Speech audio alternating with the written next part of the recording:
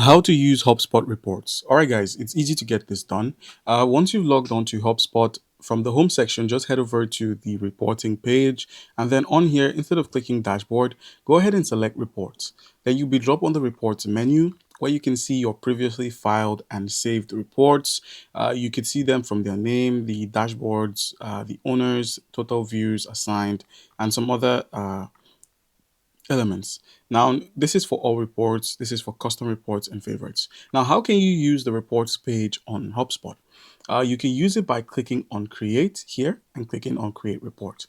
So it's going to open up a page where you can simply get your data sources and your visualizations done for your data sets or data reports.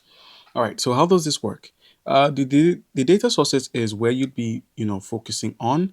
If it's CRM, if it's marketing, if it's your websites, if it's automation, you could just simply select any of these data sources to use them. So let's say we want to check calls, we want to check our contacts, we also want to check meetings and subscriptions.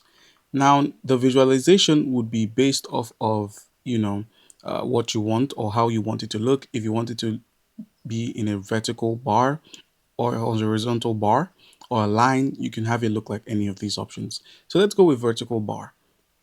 And now it's going to be represented in this manner across all of the sections that are highlighted here.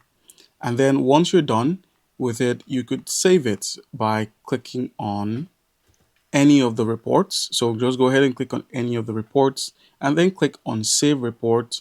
And then you can add a description, a report name, as well as adding it to a dashboard, and then click on next and your report has been saved. And that's how you can make use of it. You can use it in other aspects and other fields, like I mentioned earlier, besides CRM and marketing. You can use it anywhere else. All right.